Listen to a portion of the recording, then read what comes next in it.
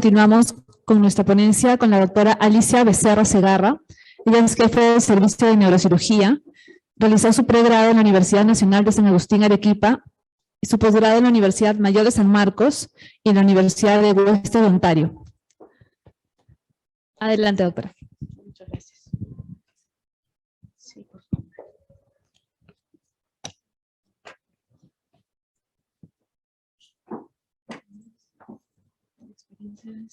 Experiencias en pandemia, la última.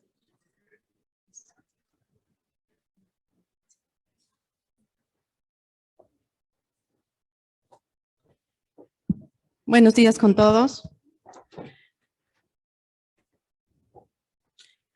Primero, presentarles mi departamento. El departamento de neurocirugía consta de 3 servicios. El servicio de cirugía de columna vertebral y nervios periféricos, el servicio de cirugía vascular cerebral y tumores, y mi servicio, el servicio de neurocirugía funcional e intervencionista. Estos 3 servicios liderados en la persona del doctor Francisco Zambrano Reina, a quien le agradezco mucho el haberme puesto para exponerles lo que hemos vivido estos últimos años. ¿Cómo lo paso? ¿Lo paso, no? Sí. No, yo lo paso. Está bien. Está de más decir que la primera palabra de todos ha salido, es el miedo. Empezamos la pandemia en marzo, justo antes de Pascua, todos intentando protegernos y con mucho miedo de lo que pudiera pasar. Con desconocimiento de lo que significaba la enfermedad, lo que tendríamos que hacer, desorientación incluso para el tratamiento, todo muy influenciado por las redes sociales, ¿no? Entonces, desde la ivermectina hasta otros tratamientos fueron en algún momento instaurados, y vemos que también se develaron las carencias en los servicios de salud. Principalmente eso lo vimos en todos los sistemas de salud del Perú, y en nuestro hospital también, y también en nuestro servicio.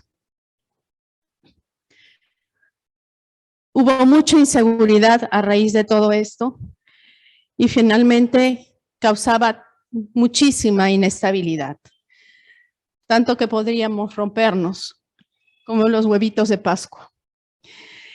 Y todos han mencionado, y yo voy a mencionar algunas cosas vividas, ¿no? Los primeros días dimos altas masivas para prepararnos para el ingreso de los pacientes COVID. No muchos de nuestros médicos, en realidad fueron 5 de los médicos mayores de 60 años con comorbilidades de nuestro departamento que se retiraron al teletrabajo. Se cerró la emergencia CELIN y finalmente fue solo para pacientes COVID. Hubo muchas restricciones en sala de operaciones. Nosotros seguíamos con la lucha de continuar el trabajo de los pacientes no COVID en situaciones de emergencia, porque neurocirugía siempre tiene casos de emergencia como un sangrado cerebral, un aneurisma que se rompe, un tumor muy comprometido. Y nosotros que teníamos el lado B y lado C del piso 13, tuvimos que cerrar el lado C, darlo para los pacientes COVID. Y también todos sufrimos en algún momento los descansos médicos masivos, a veces del personal expuesto. Pero nosotros como neurocirujanos en el departamento pensamos tomar estas actitudes, ¿no? Una actitud solidaria frente a todos entre nosotros mismos y con los demás. Es así que apoyamos a medicina interna, por ejemplo, pasando la visita COVID en el 6º C. Apoyamos también al servicio de neurología en algún momento. Todos con el afán de dar nuestra mano, si la requerían, como nosotros como cirujanos en cualquier momento de la pandemia, ¿no? Asumimos los pacientes neuroquirúrgicos con y sin COVID. O sea, no solamente los de COVID, siempre hemos tenido a los pacientes sin COVID, ¿no? Así que mantuvimos algunas de las cirugías en pacientes en espera quirúrgica. Planteamos estrategias de tratamiento y aislamiento. Mantuvimos cuidados intensivos neuroquirúrgico, que lo redujimos, pero lo mantuvimos a pesar de las necesidades de camas, a pesar de las necesidades de ventiladores mecánicos. Siempre intentamos mantener nuestra UCI neuroquirúrgica para nuestros pacientes. Y continuamos con las actividades científicas a manera también de disipar un poco este miedo que siempre estaba entre nosotros, ¿no? Así podemos mostrar, por ejemplo, que podíamos trabajar tanto acá en el hospital como en el CELIM. Y acá, por ejemplo, estas intervenciones como las terapias endovasculares, muchas veces las hemos hecho en pacientes, por ejemplo, en aneurismas rotos en el CELIM, trasladando incluso los materiales, y ahí vemos a dos de nuestros médicos transportando de regreso el material en la noche, ya casi hacia el hospital. Así como vemos también acá, ideamos formas de que si el angiógrafo del hospital no funcionaba en su momento, teníamos que traspasar los pacientes del hospital hacia el CELIM, donde había un angiógrafo funcionante, pero cerrado porque estaba rodeado por COVID. Entonces, teníamos que transportar al paciente, así como vemos, en una cápsula y transportar los materiales todos bajo esas mantas, como para pasarlos hasta el CELIM y poder continuar con el tratamiento de nuestros pacientes. También, como dijimos, pudimos mantener las cirugías en pacientes con espera, pero ¿por qué? Pueden decir ustedes, sucede que habían pacientes, por ejemplo los de Parkinson, que estaban en lista de espera ya 2 años para su tratamiento y teníamos material para hacerlo. Y es material muy costoso, no podíamos dejar que ese material se perdiera. Es así que nosotros continuamos haciendo estas cirugías hasta que esos insumos también se terminaron, ¿no? Ahí vemos la colocación de uno de estos sistemas de estimulación cerebral profunda, en la cual el paciente tiene un marco de estereotaxia y se le hacen las pruebas de movimiento para ver si es que está en buena posición. También planteamos cirugías mínimamente invasivas, mayor tratamiento con terapia endovascular, cirugías con pacientes despiertos, que ya lo estábamos haciendo antes de la pandemia, cirugías más efectivas utilizando la tecnología como la neuronavegación, la neuroendoscopía, optimizamos los tiempos quirúrgicos y llegamos a trabajar, como ahora todavía lo hacemos, 24 horas al día. Aquí podemos ver también un caso que tuvimos en pandemia de una paciente gestante de 20 semanas con un tumor cerebral a la cual le hicimos una craniotomía despierta y extirpamos la gran parte del tumor del glioma y fue motivo también de un póster que se presentó en la Sociedad de Neurocirugía, ¿no? Aquí podemos ver cómo la paciente está obedeciendo. ¿Tenemos volumen? Ah, no tenemos volumen. Qué pena. Habla y la contraparte es su cerebro abierto. El tumor está muy cerca del área motora. Y por eso nosotros planteamos, es parte de lo que hace mi servicio, el servicio de neurocirugía funcional, mantener función cerebral, quiere decir áreas motoras, áreas de lenguaje, Entonces tenemos varios casos en los que se trabaja de esa manera. Ya desde el 2016 tenemos nuestra primera paciente de epilepsia operada despierta, ¿no? Pero esto lo hemos aumentado con los tumores, ¿no? Tumores de áreas elocuentes. Aquí tenemos otro caso de una cirugía de un tumor cerebral despierto. Esta es su segunda cirugía del paciente con un glioblastoma multiforme del temporal del lado izquierdo, un área de lenguaje plenamente funcional, donde el paciente, ustedes pueden observar la imagen del centro, el área del cerebro en la que se trabaja es amplia, más tumor, y el paciente en todo momento está despierto, hablando, y me da pena que no haya sonido, porque él decía, yo no pensé operarme nuevamente, para usted no es fácil abrirse la cabeza, pero de esta manera yo creo que los pacientes finalmente es una seguridad para ellos este tipo de cirugías, ¿no? Entonces, con mucha seguridad también, porque el apoyo de los anestesiólogos es básico y hemos podido continuar con este trabajo. Él se mueve, le está explicando, ese paciente toda la cirugía estuvo hablando.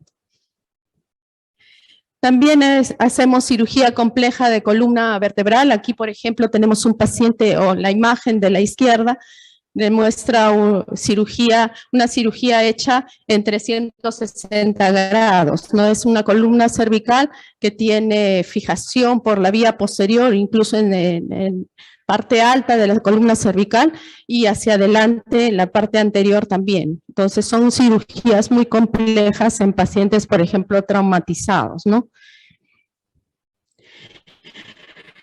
Así que nuestras estrategias de tratamiento y aislamiento, por ejemplo, cirugías rápidas, bien esquematizadas, con el paciente incluso despierto. Acá lo tenemos al paciente cubierta su cara para no evitar los aerosoles o la exposición con el tubo endotraqueal, y finalmente que salga el paciente despierto sin mucha necesidad de una cama UCI ni un ventilador mecánico. Eso es lo que hemos procurado avanzar también, ¿no?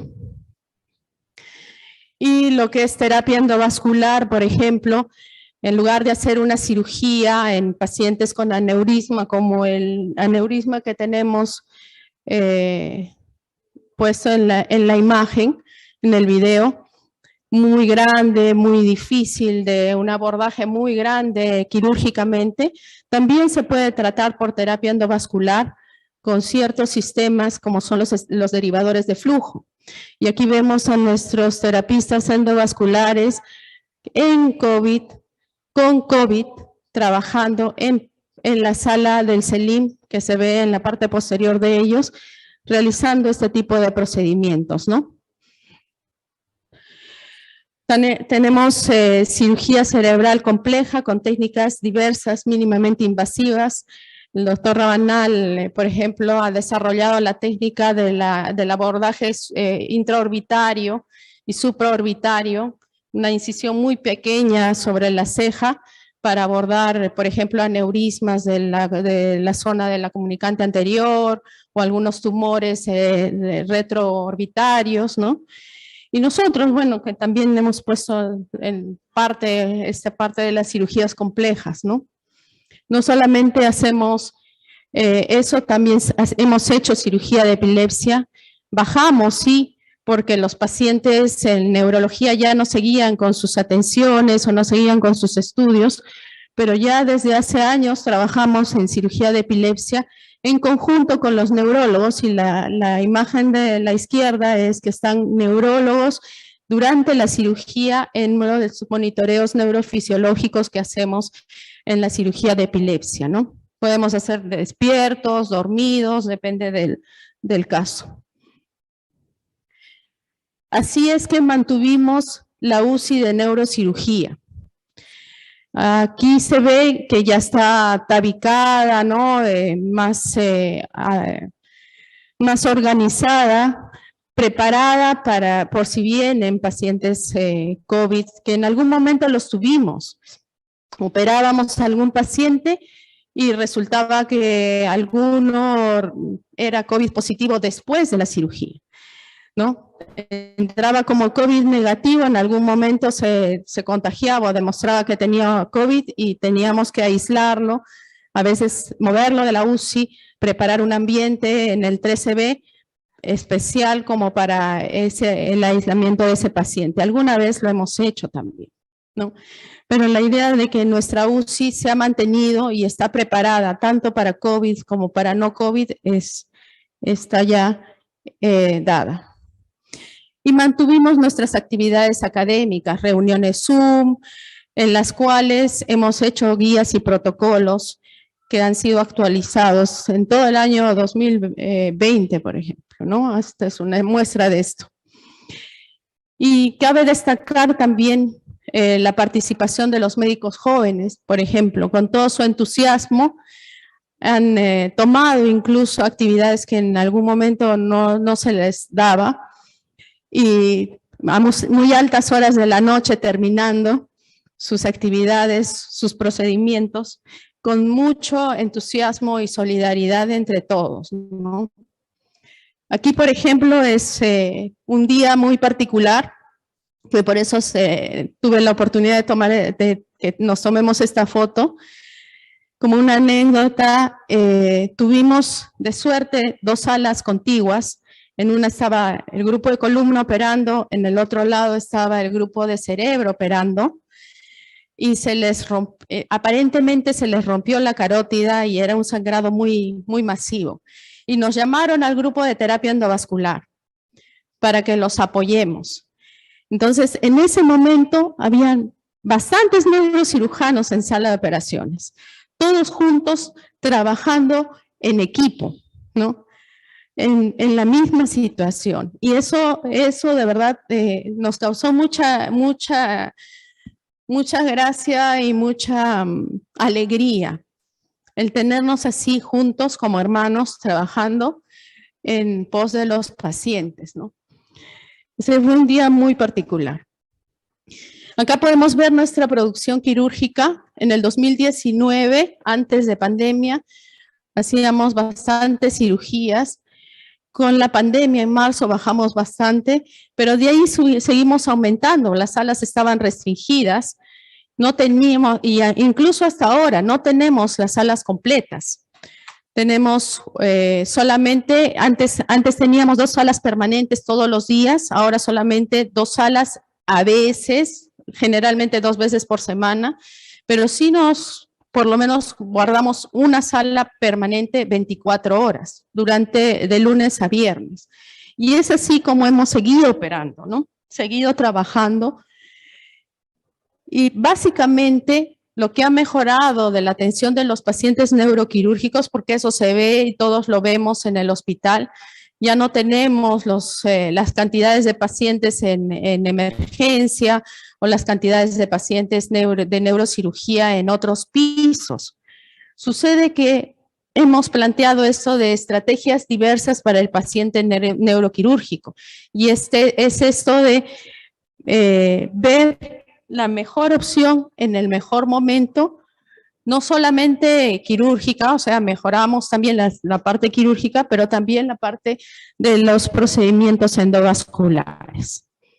Y es así como también tenemos la producción de los procedimientos endovasculares en esta diapositiva, en la que se ve que en el 2019 incluso estábamos más bajos que el 2021, porque ya poco a poco hemos ido haciendo más procedimientos de terapia endovascular. Es así que el departamento está brindando a nuestros pacientes neuroquirúrgicos el tratamiento con más oportunidad, con eficiencia y con eficacia. ¿Cuál es el futuro que nosotros soñamos? Primero tenemos que mejorar, y eso viendo lo que nos ha pasado en la pandemia, tenemos que mejorar el sistema de salud. Tenemos que organizarnos mejor, pero siempre basados en principios, ¿no? Tenemos que tener un programa de contingencias. No puede ser posible que nos agarre otra pandemia todos desorientados. Un desastre, por ejemplo, un sismo podría ser uno de esos, ¿no? Entonces tenemos que tener ya una organización previa, ¿no? Algo más pensado. Sí pensamos que las actividades científicas con un pensamiento crítico siempre van a prevalecer respecto de todo lo que pueden ser las redes sociales y lo dañino que puede ser esta manera de pensar, ¿no? Entonces, pero también lo más importante es que sentimos que debemos alcanzar tener una alta tecnología acá en el hospital, con cirugías mínimamente invasivas, terapia endovascular, neuronavegación, neuromonitoreo, endoscopía con microscopía, lo que se llama la Brain Suite. Tenemos que abrirnos, la red debe ser abierta para que hayan redes de contingencia, de apoyo al hospital. Y finalmente tenemos que capacitarnos permanentemente al personal. Aquí, por ejemplo, se ve el neuronavegador, que es un sistema una tecnología en la cual toda la información del paciente se pone en un sistema, en un software, y es como que uno va operando y va reconociendo en la computadora hacia dónde se está, dónde está localizándose en el cerebro, ¿no? Este es nuestro sueño, tener una Brain Suite o una sala inteligente, ¿no? Con todo lo necesario, con neuronavegador, con monitoreo intraoperatorio, con angiógrafo en sala, si se pudiera incluso con resonador intraoperatorio, ¿no? ¿Qué sería de nosotros tener esta sala? Que ya le hemos pedido, ya hemos hecho todo el pedido de estos equipos, ¿no? ¿Y qué sería si alguno de nosotros, Dios no quiera, necesitáramos la atención neuroquirúrgica, darles en una sala así esta atención? Ese es nuestro gran sueño, ser el mejor hospital, el mejor departamento de neurocirugía, no solamente del Perú, de Latinoamérica. Bueno, les agradezco. Muchas gracias.